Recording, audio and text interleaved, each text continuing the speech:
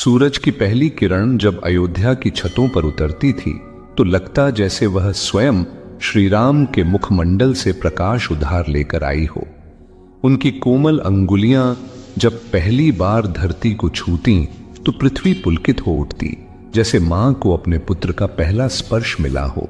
श्री राम, लक्ष्मण, भरत और शत्रुघ्न चारों का रंग रूप चार ऋतुओं की तरह भिन्न, पर हृदय में एक ही मधुरता, एक ही तेज। राजमहल में अब केवल दरबार नहीं लगता था, वह तो बन चुका था एक क्रीड़ा स्थल, जहां चारों राजकुमारों की किलकारियां अयोध्या के संगीत का हिस्सा बन चुकी थीं। श्री राम सबसे ज्येष्ठ, सबसे गंभीर।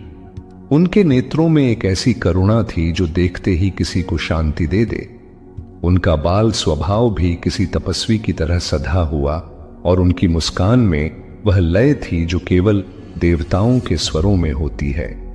लक्ष्मण जैसे राम की परछाई, राम जहां जाते लक्ष्मण वहीं।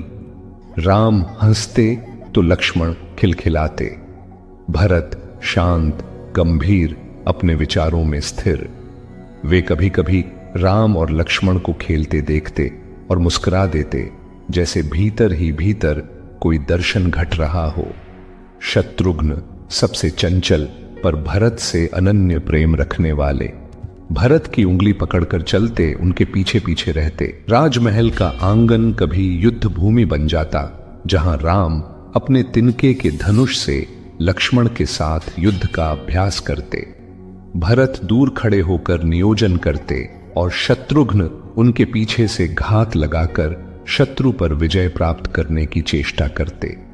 राजसी वस्त्रों में भी जब राम किसी वृद्ध सेवक की पोटली उठाकर उसके कंधे तक पहुंचाते तो लक्ष्मण दौड़कर कहते, भैया मैं कर देता हूं।